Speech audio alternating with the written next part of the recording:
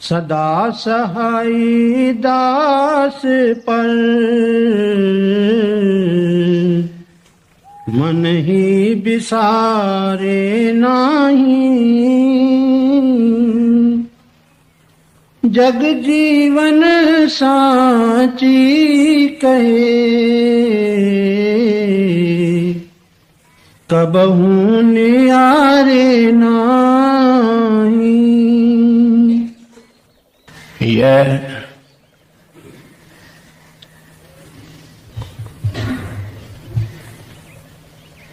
महात्मा जगजीवन साहिब जी महाराज की वाणी है। आपको भारत में एक चोटी का महात्मा माना जाता है। यूपी के अंदर महात्माओं की एक लाइन चली जिसमें कुल 9 महात्मा हुए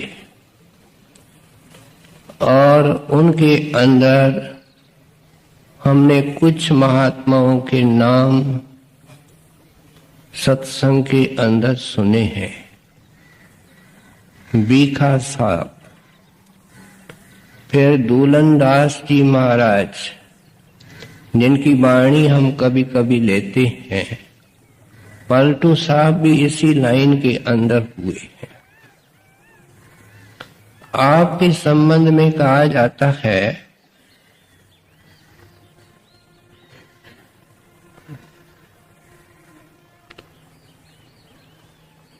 कि आज से करीब 300 साल पहले बाराबंकी जिले के एक गांव सरखरा के अंदर आपका जन्म हुआ। बुजुर्गों का काम खेती बाड़ी था, इसलिए आप भी खेती का काम करते थे। महात्माओं के जीवन का पैटर्न समान होता है। छुटपन से इनको परमात्मा के मिलने की खटक और फिक्र थी और प्रेमियों का प्रबंध परमेश्वर करता है। एक दिन जंगल के अंदर अपने काम से जा रहे थे।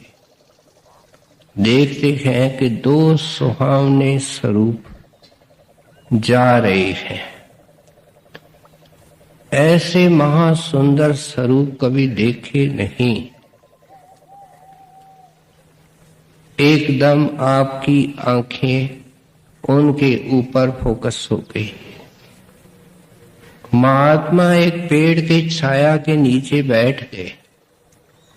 आप बेअख्तियार चलने लगे। आकर के उनके चरणों में माथा टेका। सब तरफ से ख्याल हट गया। एक महात्मा ने बोला, बेटा हमारा कुछ काम करोगे? हाथ जोड़ करके कहते हैं, आप हुक्म करें। उन्होंने कहा, जी हमारे हुक्के के अंदर आग भर करके लाओ। उस जमाने के अंदर दिया सलाई आदि नहीं होते थे। आग को दबा करके रखते थे और उससे आगे फिर दूसरे दिन काम चलाते थे। आप घर आए, आग भरी, सामने दूध का बर्तन पड़ा था। एक साफ सुथरा लोटा लिया। घर के पशु, घर का दूध। उनके अंदर से एक लोटा इस ख्याल से भरा कि महात्माओं के सेवा में देने की कोशिश करूंगा। जब चले तो रास्ते पर मन ने ख्याल उठाया कि घर वाले इतने उदार दिल नहीं हैं। दूध कम देख करके कुछ बोल न पड़े। जब हुक्का आकर के महात्माओं के हवाले किया तो निम्रता सहित कहने लगे, महात्मा जी ये घर का दूध है, अगर आपकी कृपा हो तो इसको स्वीकार करें। ऐसी मौज थी कि उन्होंने उनका दूध ले लिया और लोटा वापस करते हुए क्या कहा, क्योंकि ये इनके दिल का हाल परखते थे कि बेटा हमारे दूध पीने से आपका दूध घटेगा नहीं। जब घर आए देखते हैं दूध का बर्तन पहले से ज्यादा भरा हुआ है।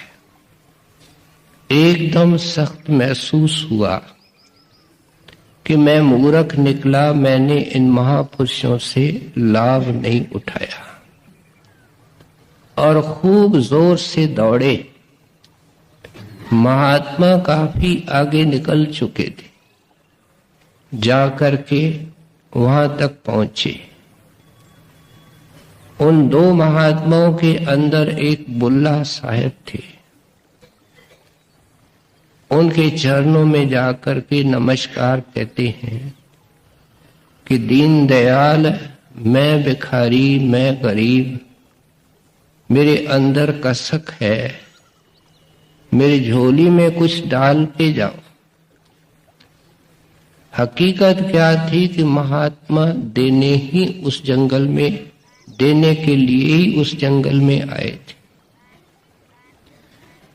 जगजीवन को एक पेड़ के नीचे बिठाया और बुल्ला साहब ने उनको शब्द या नाम का भेद दिया। चलते वक्त आशीर्वाद देती कि बेटा ये नाम तेरे को बड़ा फलदायक रहेगा। अब हम जानते हैं दिल को तो वो चुरा करके ले गए, जगजीवन साहब का मन गुरु के सिमरन और ध्यान में लगा रहता। जब मौका मिलता दर्शन को जाते। दर्शन एक सोर्स है जो ध्यान को विकसित करता है। और जब अलग होते तो गुरु का ध्यान करते और उसको अंदर दर्शन करने की लालसा थी। किसी वक्त आपके ऊपर कृपा हुई, गुरु ने अंदर बुलाया, शब्द से जोड़ा और बड़ी ऊंच गति के गुरमुख हो गए। फिर जाते वक्त हुक्म दिया कि इस सरखरा गांव के अंदर रहकर तुम जीवों को चिताने का काम करो, शब्द का भेद देने की कोशिश करो। हम आए दिन सुनते हैं कि ईर्ष्यालु लोग, कर्मकांडी लोग इनके विरोधी होते हैं, क्योंकि उनके दुकान उजड़ते हैं। विरोध ने इतना जोर उस सरखरा गांव के अंदर पकड़ा कि जगजीवन साहब को मजबूर होकर के गांव को छोड़ना पड़ा। बीच में नदी पड़ती थी, उस सरजो नदी को पार करके उस तरफ कोटवा गांव के अंदर जाकर के अपना डेरा बनाया। भगवंत अपना अपमान सहन कर लेता है, लेकिन भक्तों का अपमान उसे सहन नहीं होता।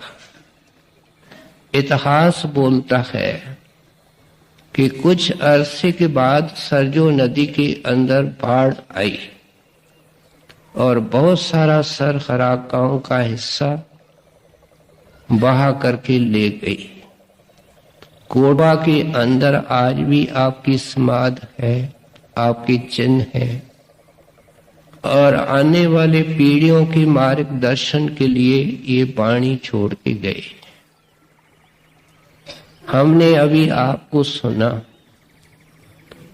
आपने फरमाया सदा सखाई दास पर मन ही विसारे नाए। कौन? सतगुरु किसको? सेवक को।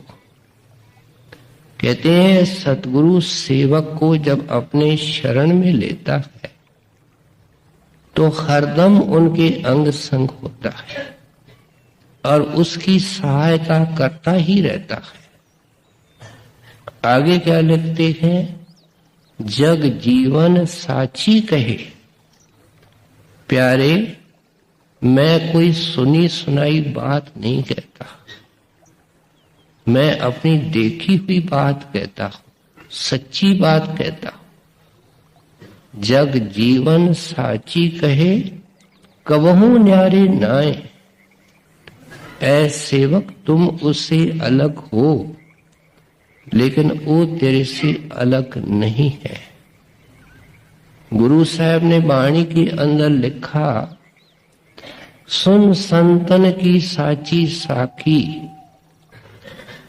संतों की वाणी के अंदर उनकी साक्षी है, एविडेंस है, उनकी अपनी देखी हुई, एक्सपेरिमेंट की हुई और उसका नतीजा देखा हुआ चीज उसका जिक्र है। सुन संतन की साची साखी, सो बोले जो पेखें आंखें, जो अंदर की आंख से देखते हैं। यही बाइबल के अंदर आया, वी से वॉट वी नो। हम वो बात करते हैं जो जानते हैं, and testify to that we have seen, और उसकी साक्षी देते हैं जो हमने देखा है। तो जगजीवन साहब कहते हैं, भाई मैं अपने बारे में कह सकता हूं,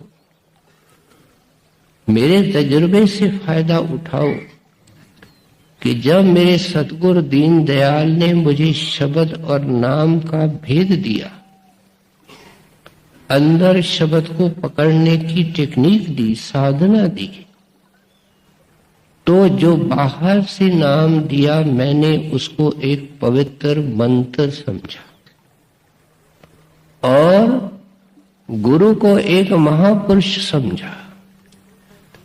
लेकिन जब उनकी कृपा से ये अभ्यास प्रेम और लगन से किया और किसी वक्त जब उन्होंने कृपा करके अंदर बुलाया, देख करके दंग रह गया कि नाम और गुरु क्या है। ये जो बाहर का गुरु बाहर का नाम देता है, ये शब्द रूप होता है और शब्द को पकड़ने के लिए साधना देता है। बाहर का नाम चित्त को निर्मल करता है, शांत करता है, ये अपने ध्यान और वृत्ति को एकाग्र करता है।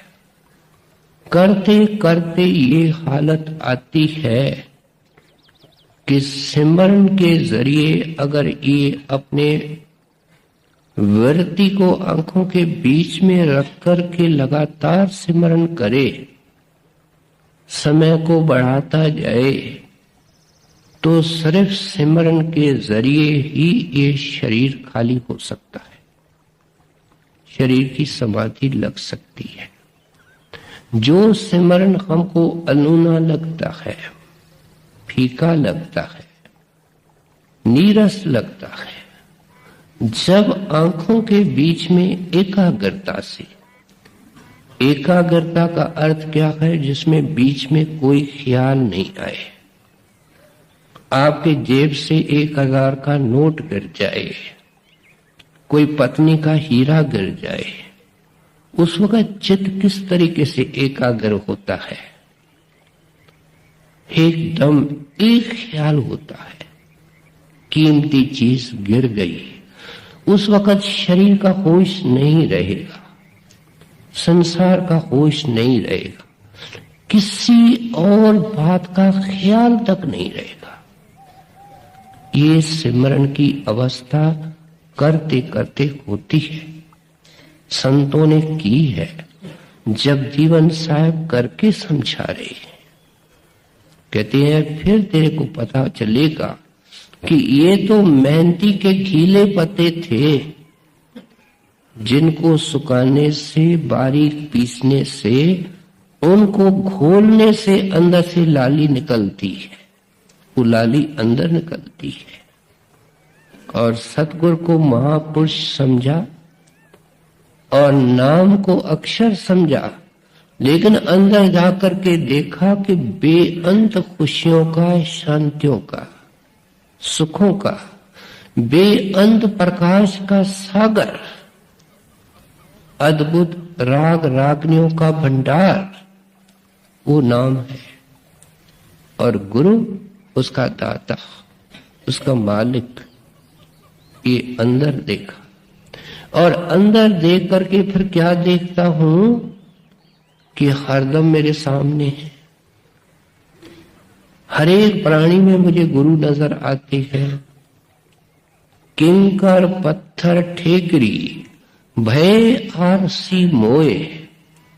कब? कबीर साहब लिखते हैं, अब ठेकरी, पत्थर, किंकर मेरे लिए आरसी बन चुकी है। आरसी में क्या नजर आता है? मेरा गुरु। लेकिन कब? जब अंदर प्रकट किया। कहते हैं ये बाहर का नाम रखने के लिए नहीं है, रगड़ने के लिए है। जब सत्संग में पहुंचना इसका मुश्किल है, सेवा करना इसके लिए भारी है, दर्शन के लिए फुर्सत नहीं है, तो मार्ग अभी बहुत दूर है।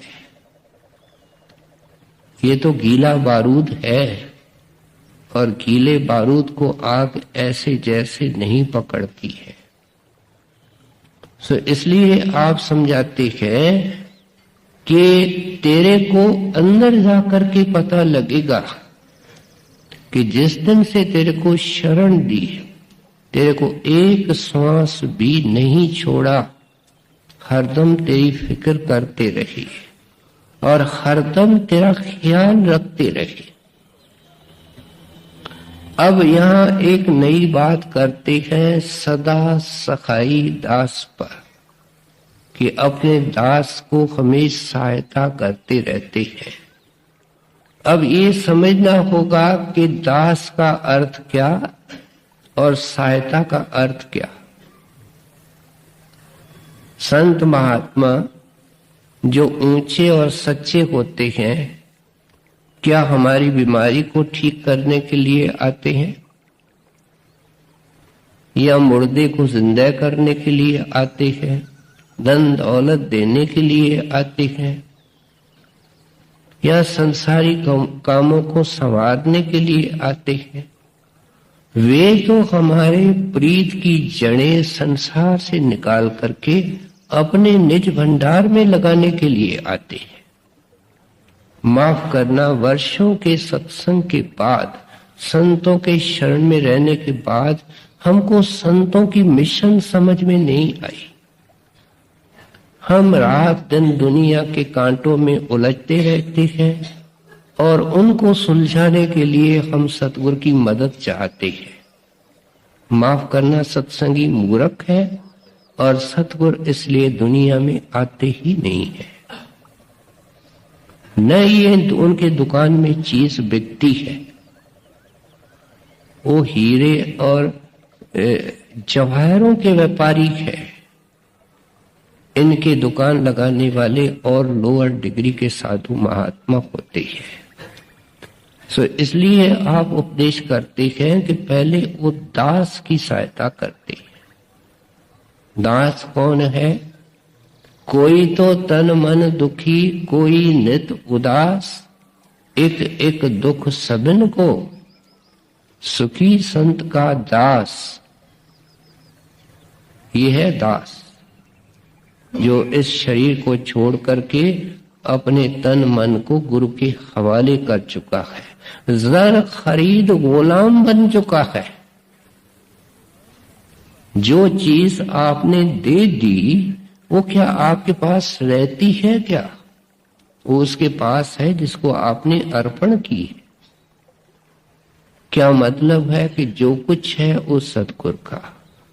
वो तो इसको जब तक ये शरण का जिक्र, कोई सत्संग आता है जिसमें विस्तार से होता है, बाहर से दुख सुख को गुरु का प्रसाद मानना और हर हालत में उनकी याद को बनाए रखना, ये थोड़े में गुरु की शरण है। सो इसलिए कहते हैं कि दास बनने की शुरुआत ये है। दास की कोई दावा नहीं होती, दास की कोई मांग नहीं होती, दास की कोई प्रार्थना संसारी नहीं होती। दास तो चाहता है कि ऐ स्वामी मुझे अपने अंदर लीन कर दो, ये उसकी प्रार्थना है। उसको हम दास कहते हैं। कहते हैं वो महसूस करता है कि मेरी सहायता हो रही है। सहायता का अर्थ क्या है? परमार्थी सहायता। मैं अभी जिक्र करके आया कि कोई संसारिक काम संवारने के लिए संत नहीं आते। इसको जरूर काम से बचाएंगे, क्रोध से बचाएंगे, लोभ लालच से बचाएंगे, करामत से नहीं, प्रेरणा से, अंदर से आवाज देंगे, ऐसी सिचुएशन में जाने से बचाएंगे। कहते ये उनकी मदद होती है, क्योंकि अगर हम काम क्रोध लोभ मोह अहंकार के अंदर प्रवृत्त होते हैं, गुरु का काम नहीं हो सकता। इसको अच्छी तरह अपने मन के अंदर धारण करना चाहिए। जिस मन ने एकाग्र होकर के नाम जपना है, वो कभी क्रोध के अंदर बह रहा है, कभी मोह के अंदर फंसा हुआ है, वो कैसे एकाग्र हो सकता है? उसकी साधना कैसे सही हो सकती है? सो इसलिए कहते हैं ऐसी सहायता करता है। सत्संग के जरिए क्या हमको संत प्रकाश नहीं दे रहे हैं? भाई तुम ये दुनिया के अंदर आगे चलकर के हम सुने कि कितने जोर से हमको चोट मारने की कोशिश करती है। कहते हैं भाई तुम ऐसा करो कि तुम हमारे इन वचनों पर विश्वास रखो कि अगर तुमको पूरा शब्द स्वरूपी महात्मा मिला है तो वो तेरे अंग संग है। पहले अक्ल बुद्धि से तो इसको मानो। साक्षात देखना तो तब होगा जब अंदर जाओगे, लेकिन पहले इंटेलेक्चुअली इस चीज को मान लो। एक सत्संगी बहन भाई के पीछे एक आदमी या एक बहन 24 घंटे लगाई जाए, 24 घंटे का चौकीदार अगर हमारे पीछे लगाया जाए तो हमारी जिंदगी बदल जाएगी। हम कहेंगे ये तो हम जो करते हैं देख रहा है, इसका उठना बैठना बोलना चलना फिरना बदल जाएगा। और ये कौन है? ये तो मालिक का रूप है, ईश्वर है, जो हमारे जान की जान है। वो हमारे अंग संग है, हमारे कर्म को नहीं हमारे ख्याल को जानता है। वो बाहर का चौकीदार तो शायद हमारे ख्याल को नहीं परख सके, ये शक्ति तो हमारे ख्याल को जानती है। कहते हैं इसलिए प्यारे इससे शुरुआत करो कि हरदम अपने गुरु को हाजिर नाजिर जानो और देखो 6-12 महीने के अंदर तो एक न्यारा इंसान, तो बिल्कुल एक बदला हुआ इंसान हो जाएगा। जब हरदम गुरु का डर कि गुरु मेरे को देख रहा है, मैं कर्म कर रहा हूँ, गुरु का हुक्म और आज्ञा का उल्लंघन कर रहा हूँ, हिसाब किताब मुझे देना पड़ेगा, मेरा मार्ग लंबा हो रहा है, मैं मंजिल से दूर पड़ रहा हूं। इसलिए प्यारे हरदम अपने सामने लेकर के चलो। ये एक्सरसाइज अगर हम करते हैं कि जैसे ही सुबह को जाग आए और गुरु को सामने रखें, नहीं नजर आते हैं, ध्यान नहीं होता है, सोचें कि मेरे को गुरु देख रहा है कि मैं कैसे उठता हूं, कैसे मैं अपनी बाकी दैनिक क्रिया करता हूं, तो ये क्या करेगा? उसका हुक्म ही सामने याद आएगा कि हरदम उठते बैठते चलते फिरते तुम तो नाम को पकड़ लो। सारी शिक्षाओं को कुल मिलाकर के आगे समझाएंगे। सो इसलिए कहते हैं कि इस एक्सरसाइज करने से इस अभ्यास करने से क्या होगा, बहुत सारे झंझटों से मन बच जाता है। आप खुद सोचो, मन कोई झंझट पैदा करता है, उलझन पैदा करता है, उसको पैदा करने में क्या वक्त लगता है, 1 मिनट, और उसको सुलझाने के लिए सारी जिंदगी। एक गलत शक्ल देख ली, सारी जिंदगी के ऊपर तबाही आ गई। एक गलत काम कर लिया, किसी गलत आदमी की दोस्ती कर ली। ये जो उलझन है, ये पैदा होने में तो 1 सेकंड लगता है। इसलिए खबरदारी भी इतनी ऊंची चाहिए, चौकीदारी भी इतनी ऊंची चाहिए। ये भावना है आपकी कि पहले अक्ल बुद्धि से ये सत्संगी मान के हमारे ऊपर जगजीवन साची कहे, ये मेरे तजुर्बे के ऊपर सुन करके चलो कि तेरे को गुरु हरदम वॉच कर रहा है, तेरे ख्यालों को वॉच कर रहा है। और अगर तुम ऐसे चलोगे तो तुम्हारे मन में धीरे धीरे उनकी याद आएगी, उनका सिमरन आएगा, उनका ध्यान आएगा। और इन दोनों का नतीजा क्या है, शब्द। शब्द आने लगेगा। शब्द 9 द्वारों में भी आता है। जैसे सिमरन और ध्यान परिपक्व होता जाता है और वो मधुरता का आनंद लेकर के ये दुगने शौक से उस नाम की कमाई करता है। इसलिए कहते हैं मेरे इस शिक्षा के ऊपर जो मेरे अनुभव का निचोड़ है, मैं कोई कहानी नहीं सुनाता हूं। प्यारे, अगर तुम खुशकिस्मत इंसान को और तुमको ऐसे शब्द स्वरूपी महात्मा मिले हैं, उन्होंने तेरे को शब्द का भेद दिया है, अंदर जाने की पूरी युक्ति दी है, कदरदान बनो। तुम मूर्ख क्यों बनते हो? तुम जन्मों जुगों के मूर्ख हो, अब सियाने बनो। जो सियाना सत्संगी है बहन भाई, वो कौन है? जो अकल बुद्धि चतुराई की बातें करता है।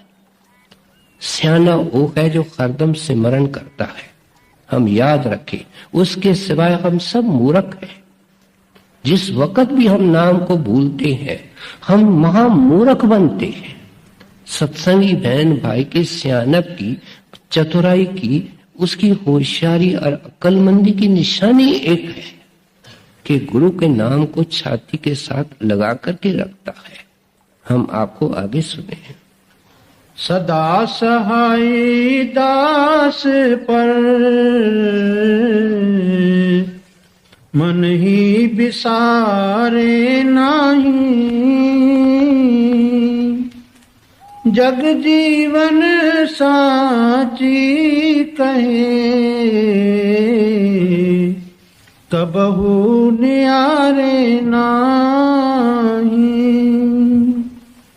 सत समरथ तेरा मन करहो जग को काम। जग जीवन ये मंत्र है, सदा सुख विश्राम। अब हर एक चीज सिस्टमेटिकली समझाती है। कहते हैं प्यारे, जुग हो गए, जन्म हो गए, तुमने विश्वास रखा, भरोसा रखा, लेकिन असत पर रखा। क्या फना पर रखा, नासवंत के ऊपर रखा। नतीजा वापस नासवंत रचना के अंदर तुम मौजूद हो। जिसके ऊपर भरोसा होता है, भरोसे का आधार क्या होता है? प्यार। पहले एक नई लड़की से हमारी शादी होती है, हमको पता नहीं कैसी लड़की है, फिर प्यार जुड़ता है और प्यार के अधीन सब चाबियां उसके हवाले हो जाती है। प्यार आया, प्यार के साथ भरोसा आया। इसलिए कहते हैं इस प्यार को पैदा करने के तरीके क्या है कि सत्संग का नागा नहीं हो, जितना हो सके प्रेम से दर्शन किया जाए। लेकिन दोनों फलदायक तब होते हैं सेवा करे, और ये सब तब फलदायक होते हैं जब ख्याल शिव नेत्र में टिका करके हरदम रखे और भजन बैठे तो दुनिया से बेखबर होकर के बैठे, मन पर कोई बोझ रख करके नहीं बैठे। बड़े महाराज जी के वचन कभी कभी हम सुनते हैं, हम कब इतने ऊंचे बनेंगे, शायद वो अपने दया से बना दे। वो फरमाया करते थे कि जब भजन बैठो तुम ये सोचो दुनिया तेरे लिए मर चुकी है और तू दुनिया के लिए मर चुका है। जिस दिन ये ऐसा बैठा, इसका ख्याल अंदर, ये बाहर रह नहीं सकता है। सो इसलिए आप समझाते हैं कि अब तक तो तुमने असत के ऊपर विश्वास रखा है। ये सारा असत शुरू कहां से होता है? इस काया से शुरू होता है। इस काया का जो भरोसा है सो भी हम जानते हैं। रात को आराम से, इन दिनों में हम रिपोर्टें पढ़ रहे हैं, लोग आराम से सोए, बड़ी उम्मीदें सजा करके सोए कि कल को ये, महीने के बाद ये, साल के बाद ये।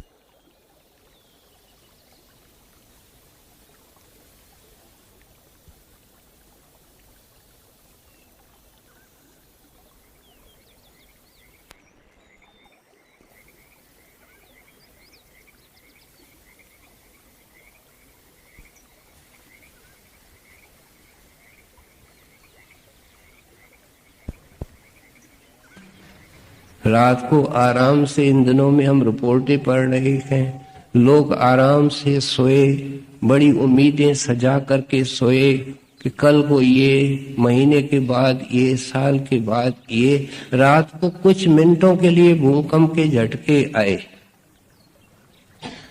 सब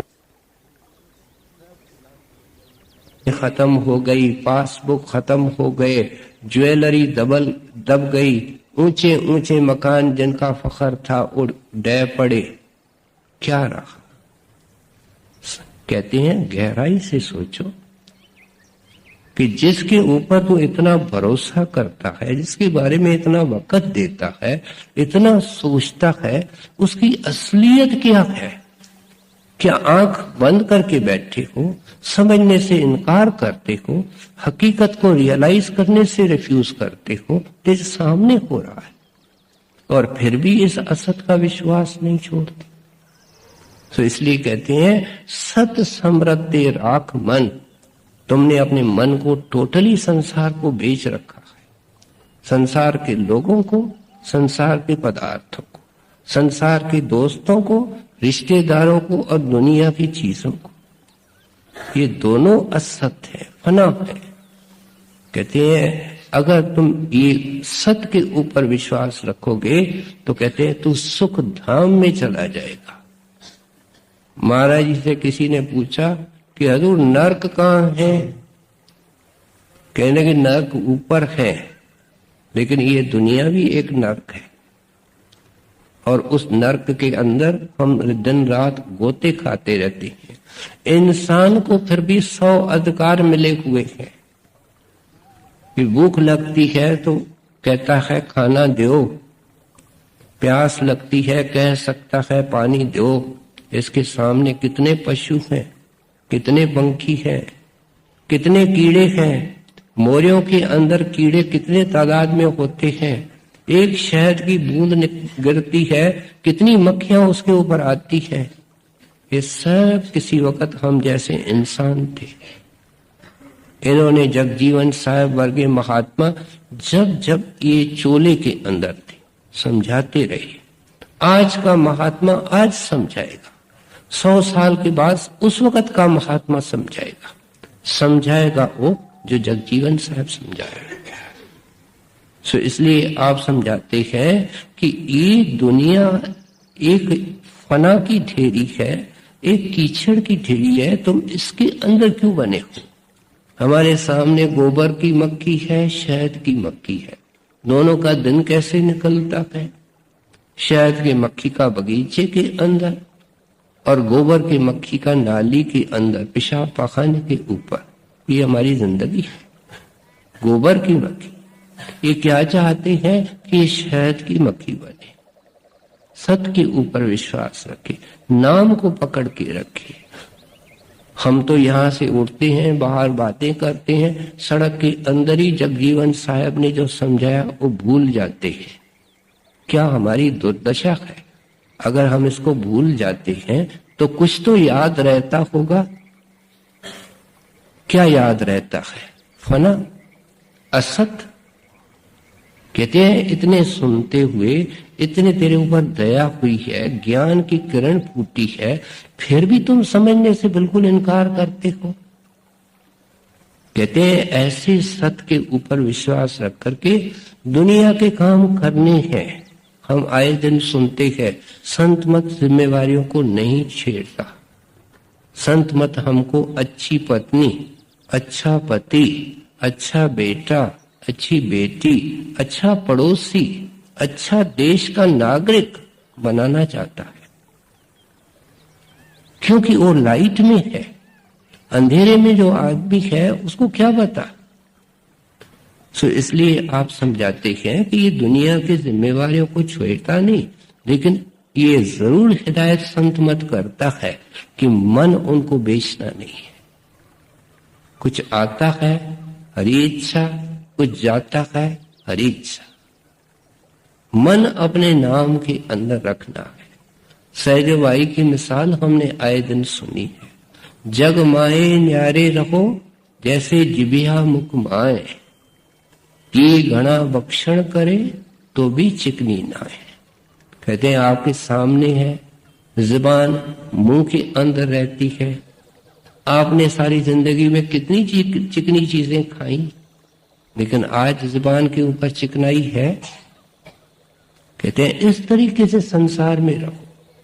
फिर सहजोबाई ने ये कहा है कि जुबान 32 दांतों के बीच में रहती है और काम अंदर उन 32 दांतों के बीच में करती है, लेकिन कभी उनसे कटती नहीं है। तुम गृहस्थ में रहो, दुनिया के अंदर रहो, लेकिन तुम कटे जा रहे हो, तुम पीछे जा रहे हो, उनके गुलाम बने हुए हो। मन को वहां से निकालो, अपना फर्ज और ड्यूटी समझ के काम करो। ये जो गीता के अंदर ज्ञान आया है कि निष्काम कर्म करो, ये सब ढकोसला है। ये निष्काम कर्म कौन कर सकता है? जो सिमरन करेगा, ध्यान करेगा, जिसके अंदर शब्द प्रकट होगा। उस शब्द इसको कर्म का दाग नहीं लगने देगा, वो कर्म की मैल इसको लगने नहीं देगा। सिर्फ ऐसा महा अभ्यासी प्रेमी वो निष्कर्म कर्म कर सकता है। निष्कर्म जो कर्म है इसका वास्ता अभ्यास से है, संतों की दया से है। बाकी तो ये कालिक की कोठरी त्रिलोकी की चोटी तक है, वहां तक कर्म की रीच है। सो इसलिए आप उपदेश करते हैं कि अगर तुम ऐसे रहोगे, चरणदास की महाराज की वाणी हमने सुनी है, पृथ्वी पर देही रहे परमेश्वर में प्राण, ऐसे दुनिया में न्यारे रखो। एक हमारे सत्संगी थे, उनके ऊपर दया थी, पिछले जन्मों का साधना था, उनका शब्द खुला हुआ था। कपूरथले के अंदर प्रोफेसर थे और इनके कोई नौकरी का मामला होगा। उस वक्त अंग्रेजों का शासन था और हर एक स्टेट अलग थी। हमारे राजस्थान के अंदर 20-25 स्टेट्स थी। अलवर स्टेट थी, किशनगढ़ स्टेट थी, भरतपुर स्टेट थी। इस तरह ये कपूरथला भी स्टेट थी और उसका मुख्यमंत्री एक मुसलमान बड़ा सख्त मिजाज वाला आदमी था। इसको चिट्ठी आ गई, फलाने दिन फलाने वक्त आओ मिलने के लिए। ये कॉलेज से आए घर, कपड़े बदले, तैयार हुआ। अभी 10 मिनट रहते थे, पहुंच सकता था, लेकिन शब्द ने जोर मारा और ऐसा जोर मारा कि मजबूर होकर के कुर्सी में बैठ गए। ध्यान अंदर में लग गया। अब ऐसे गुरमुख लोग, प्यारे लोग बड़े समझदार होते हैं। जितनी देर मुनासिब गुरु ने समझा, क्योंकि ये चीज तो सेवक के अख्तियार ही नहीं है। अंदर रखा, जब जाग आई, होश आया तो दफ्तर की तरफ चला। पहले पीए को मिला। पीए ने बोला, आप राधा स्वामी अंतर्यामी होते हो। अब राधा स्वामी मत उस वक्त इतना नहीं फैला था, तो इसने सोचा ये मेरे से मजाक करते हैं। कहते हैं, भाई बताओ मेरे लिए क्या हुक्म है, मैं लेट हो गया हूं, लेकिन काम ही ऐसा था, मेरा कोई जोर नहीं था। कहते हैं, भाई तुम अच्छे समय पर आए हो। सुबह को जैसे ही साहब आकर के दफ्तर में बैठे तो फगवाड़ा से कुछ लोगों की डेपुटेशन आई। ऐसा जरूरी काम लेकर के आई कि साहब ने हुक्म किया कि जितने भी मुलाकातें हैं, इंटरव्यूज हैं, उन सब को वापस भेज दो। और वो डेपुटेशन साहब के पास बैठी रही। अब बाहर निकली है और साहब ने बेल लगा करके मुझे बुला करके कहा कि मिलने वाला कोई हो तो उसको अंदर भेज दो। और आप आए हैं, उससे पहले उन्होंने 1 मिनट पहले मुझे बुलाया है, आप जाइए अंदर। कहते हैं, तुम मूर्ख नहीं हो तो क्या हो? एक छोटा बालक जो साल का भी नहीं बना, अगर माता के हाथ से कंगा ले लेवे और कहे कि मैं अपने बाल ठीक करता हूं, आईना मुझे दे दो, मैं बाल ठीक करता हूं, क्या होगा? हम देख सकते हैं, सोच सकते हैं। क्या शायद आईना टूट जाए, कंगा टूट जाए, बाल तो ठीक नहीं होंगे। लेकिन अगर मां के गोद में बैठ जाए,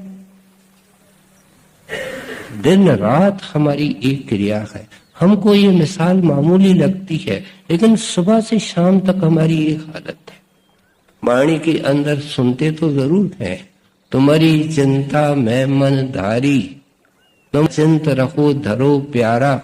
ये गुरु कहता है, प्यारे तुम चिंताएं मुझे दो, तुम नाम की चिंता लो।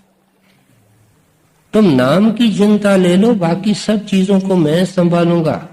जैसे प्रोफेसर साहब की चीज को संभाला, क्या उनको भजन का आनंद भी दे दिया, उसका काम भी संसारी कर दिया। तो इसलिए आप ये पॉइंट समझाना चाहते हैं कि ये नाम कोई दुनिया के कामों का नुकसान नहीं करता, बल्कि मदद करता है। तुम इसके ऊपर भरोसा रखो। हाँ जी। सत्य समरथ तेरा मन, करहो जग को काम। जग जीवन ये मंत्र है, सदा सुख विश्राम।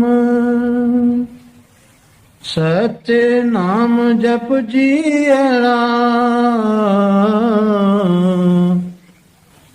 और वृथा कर जाने। माया तक ना भूल सी, समझ पाचला ज्ञान। कहाँ से चले आइयो, कहाँ रहा स्थान। सो सुध बिसर गई तोए, अब क्यों भय से हैवान। अब समझा रहे हैं कि दुनिया में संतों की निगाह में इंसान कौन है। कहते हैं, देखो तुम जन्मों से पशुओं के जूनियों से निकल के आए हो। संतों की वाणी हमने कई बार सुनी है कि ये 84 जो हमको सामने नजर आती है, ये हमारा पिछला इतिहास है। कहते हैं, भाई हैवानों के जूनियों से निकल करके तो इंसान की बारी तुमको मिली, लेकिन अफसोस तो इस बात का है कि अभी भी तेरे करतूत हैवानों जैसे हैं। बड़ी रोचक वार्ता सुनाई जाती है कि एक मुसलमान दरवेश था, उसका नाम था शेख शिबली। वो एक दिन में मशाल लेकर के जला करके और बारीकी से जैसे किसी चीज की तलाश की जाती है, भरी बाजार के अंदर जा रहा है। किसी ने पूछा, दरवेश जी क्या गुम हो गया है, किस चीज की तलाश कर रहे हो? पहले तो जवाब ही नहीं दिया। किसी ने पूछा, फिर पूछा, कहते हैं भाई मैं इंसान की तलाश कर रहा हूं। कहने लगे, दरवेश जी सारी बाजार भरी हुई है इंसानों से। कहते हैं भाई इंसान कहां? हैवान के अंदर क्रोध है, हैवान के अंदर काम है, हैवान के अंदर लोभ है। वह अपना पेट भरता है, बच्चों का पेट भरता है, रात को सो जाती है और फिर जानवरों की, हैवानों की मौत मर जाती है। ये जितने जा रहे हैं, इनके और हैवानों में क्या फर्क है? सारे विकार तो इनके अंदर मौजूद हैं।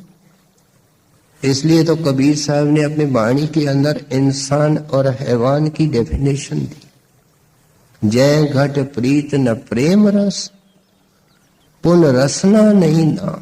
कहते हैं इंसान वो है जिसके जुबान पर हरदम उस प्रभु का गुणगान, सिमरन ध्यान है, हरदम उसकी याद है, और जिनके आंखों में उनका ध्यान है, जिनके दिल में उनकी याद है, और उसको छोड़ के ते नर पशु संसार में। कहते हैं इंसान जरूर नजर आते हैं क्योंकि इनको दो पैर है, लेकिन है नर पशु। अब ये एक लाइन हम आज सुन करके अंदर धारने के लिए तैयार हैं कि जो परमात्मा का ध्यान नहीं करता, जो गुरु के सिमरन को ध्याता नहीं, याद नहीं करता, उसको छोड़ के बाकी सब हैवान है। कहते हैं तुम्हारा खाना पीना पहनना सब हराम है, वैरत है। अगर तुमने, जिसने ये दिया है शरीर, और शरीर को पालन पोषण के लिए जो कुछ तेरे को दिया है वो तेरे को प्यारे हैं, लेकिन जो दिया है जिसने, वो तेरे को याद नहीं। अगर एक आदमी आपको 10-20 लाख दे दे, आप बंगला बना करके उसमें रहें, और जिसने दिया उसको कभी याद न करें, तो उसको हम क्या कहेंगे? हैवान, कृतघ्न। ये इंसान की हालत है। अफसोस तो है कि जिनको प्रकाश की किरण मिली है, जिनको संतों ने अपने चरणों की शरण दी है, जगजीवन साहब कहते हैं तू फिर भी हैवान बना हुआ है। हैवानों की तरह तेरे अंदर क्रोध है, कोई बर्दाश्त नहीं, कोई सहन शक्ति नहीं। हैवानों की तरह तू बच्चों से चिपका हुआ है। हमने देखा है कि बिल्ली या बंदरी ये कैसे अपने बच्चों को लेकर के चलती है। कहते हैं बच्चा नहीं हुआ, लड़का नहीं हुआ, लड़की नहीं हुई, ये तो हैवानों के गुण है। सो इसलिए कहते हैं अब इंसान बनो। और इंसान कौन है? आपने अच्छी तरह समझाया, जो नाम को, गुरु को, मालिक को हरदम याद करता है। हाँ जी। कहाँ से चले आइयो, कहाँ रहा स्थान, सो सुध बिसर गई तो अब क्यों भय से हैवान। ये समझ के देख ले तज अहंकार गुमान, ये परिहर सब जाए होए अंत नुकसान। कहते हैं इसकी शुरुआत तब होगी जब तुम सारे गुमान छोड़ दोगे। प्रारंभ में कहा दास वह है जिसकी कोई दावा नहीं होती है। गुब्बारा फ्लैट होता है, उसके अंदर हवा भरते हैं तो क्या होता है, काफी फूल जाता है और फिर ऊपर उड़ना शुरू करता है। जब गरीब था इसका सिर नीचे था, जब इसकी झोंपड़ी थी तो कोई इसको पूछता नहीं था। अब धन दौलत चोरी ठगी बेईमानी करके कमाया, अच्छे खासे मकान बना दिए, कारें रखी। ये कहता है लोग मेरी सब चीजें देखें, अखबारों में तस्वीरें आती है, कहीं का सेक्रेटरी कहीं का प्रेसिडेंट बन जाता है, समाज के सेवाओं में जुट जाता है, राजनीति में पड़ जाता है। कहते हैं ये क्या हो रहा है, ये सब गुब्बारे के अंदर हवा भरी हुई है, गुब्बारा तो फ्लैट है। इसलिए एक कबीर साहब ने हमसे सवाल पूछा, आखिर ये तन खाक मिलेगा क्यों फिरत मगरूरी में। जिस शरीर का अंत एक खाक की मुट्ठी है प्यारे, उसके बारे उसके अंदर बैठ करके तुम इतने गुमान करते हो। हजूर महाराज जब मन रे गुमान क्यों करना इसको खोल के समझाते थे तो उनका लहजा और अदा उनके साथ थी, लेकिन कितने खूबसूरती और बारीकी से समझाया करते थे कि यहाँ कोई चीज मान करने के लायक नहीं है, अहंकार करने के लायक नहीं है। किसी अंग्रेज ने कह दिया infirmity is the last trait of a Nobel mind. क्या सत्संगी को आखिर में अहंकार छोड़ता है। जब संतों ने जिक्र किया काम क्रोध लोभ मोह अहंकार, तो अहंकार को आखिर में रखा है। इसलिए तो कबीर साहब ने वाणी के अंदर लिखा कंचन तजना सहज है, सहज त्रिया का ने। कहते हैं एक दिन राजा ही भी छोड़ सकते हो, पत्नी को भी छोड़ सकते हो। कंचन तजना सहज है, सहज त्रिया का ने, मान बड़ा ही ईर्षा दुर्लभ तजने ये। कहते हैं जोगी श्राप देता है, घर बार को छोड़ता है, संन्यास लेता, लेकिन क्रोध में श्राप देता है, अहंकार के वह श्राप देता है। सो इसलिए कहते हैं जब ये इंसान का शरीर एक किराए का मकान है, एक प्रभात का तारा है, कांच के बर्तन के टूटने में क्या देर लगती है। सहजोबाई कहती है ये सागर के ऊपर जैसे जवार बाटा होता है इस तरह है। अब तेरे प्राण चढ़ रहे हैं, जिस वक्त ये चढ़ना बंद हो गए तो क्या होगा भाई, प्रबंध करो, इसको ठिकाने लगाओ। उस किराए के मकान के अंदर बैठ करके इतनी दावाएं, इतने अहंकार। इसलिए कहते हैं दीन बनो। हम जानते हैं कि बांसुरी से मधुर धुनें निकलती है, लेकिन कब निकलती है। बांसुरी तो एक बांस का टुकड़ा है और उसको तरीके से काट करके उसको पोला किया जाता है।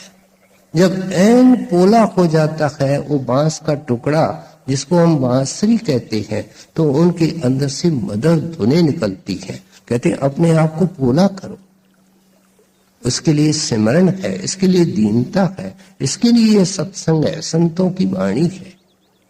कि आज से हाथ जोड़ना शुरू करो, दूसरे की सेवा करना शुरू करो, नैन नीचे रखो, विचार ऊंचे रखो।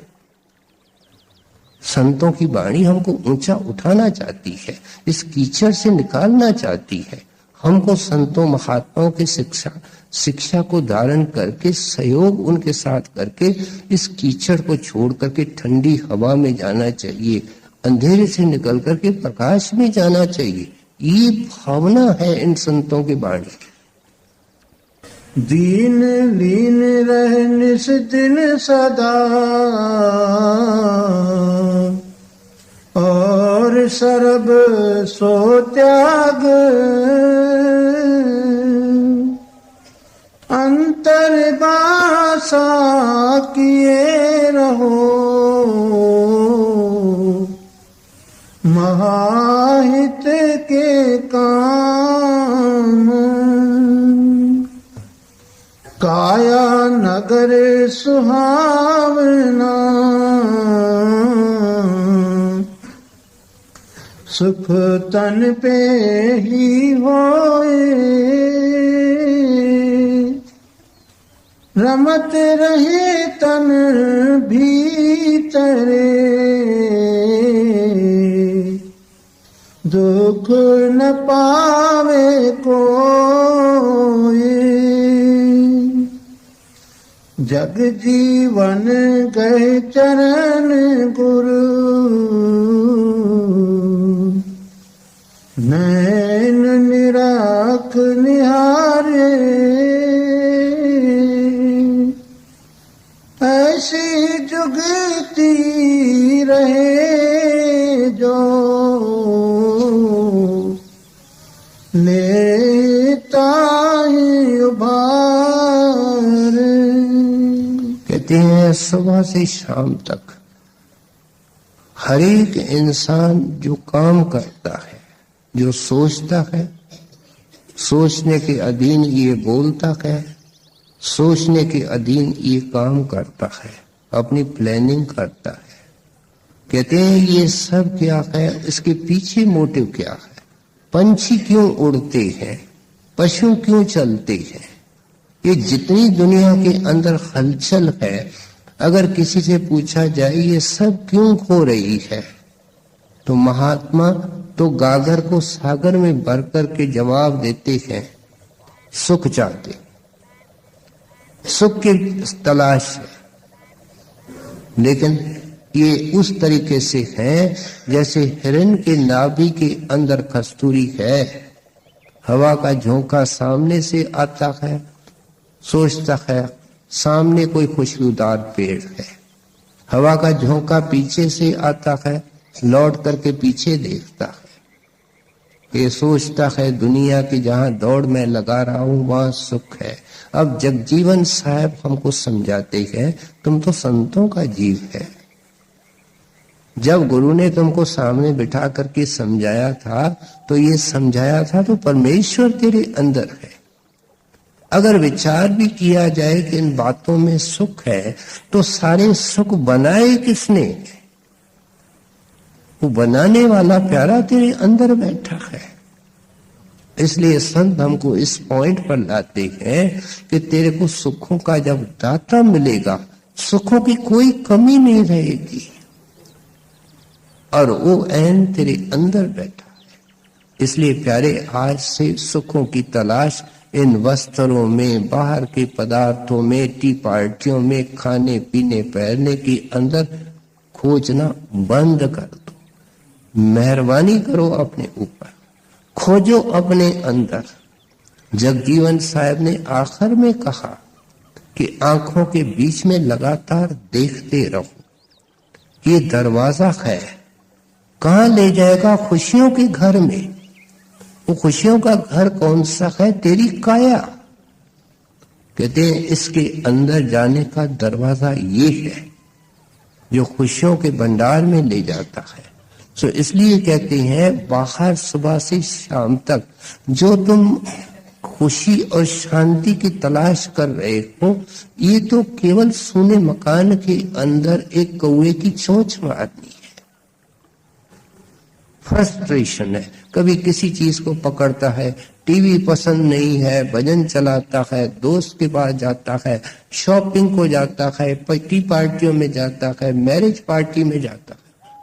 करते आए हैं, क्या खुशी हमारे पास है? हमारे पास एक चीज है, वो चिंता। हमारे पास एक फिक्र है, ये काम जो हमने शुरू किया है वो पूरा होगा, ये काम जो अधूरा पड़ा है वो बरसवाब होगा।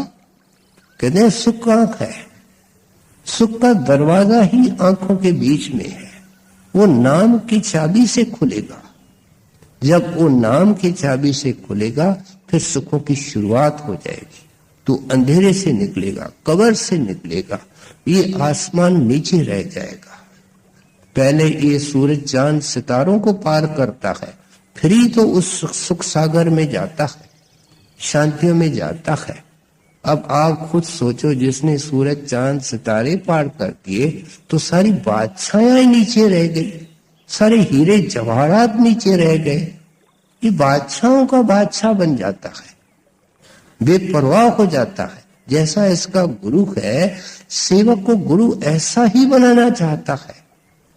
सो इसलिए जगजीवन साहब ने अपने वाणी के जरिए हमको समझाया कि मनुष्य जन्म का मकसद सुख पाना है, सुख परमात्मा के चरणों में है। वो ऐन तेरे अंदर प्यारे बैठा है। किसी वक्त के महात्मा के पास जा, उनसे जुक्ति लेकर के फिर उस जुक्ति के बन जा। पढ़ाई के अंदर लगोगे तब तो इंजीनियर बनोगे, तब तो डॉक्टर बनोगे। नहीं तो ठेले चलाने वाले, मजदूरी करने वाले बहुत आपको मिलते हैं। सो इसलिए आपने समझाया कि अगर ऐसा संत मिला है, नाम मिला है, तो नाम की रगड़ लगाओ, नाम की कदर करो और नाम के जोहर देखो कि गुरु दाता ने आपको क्या बख्शा है। जग जीवन गए चरण गुरु, नैन निराख निहारे, ऐसी जुगती रहे जो लेता